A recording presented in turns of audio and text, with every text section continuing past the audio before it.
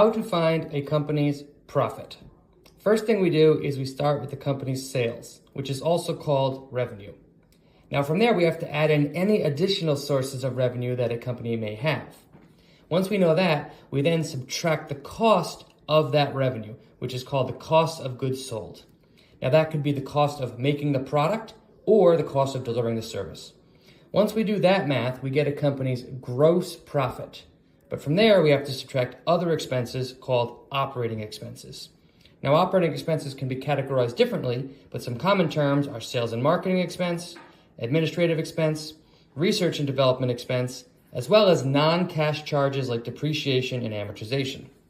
Once we do that math out, we get a company's operating income, which is also called its earnings before interest and taxes, or EBIT.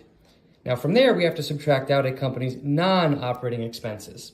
Those can include things like income that the company earned on any interest, expense that the company paid on interest that it has, other income, which could include things like selling assets, and finally taxes paid.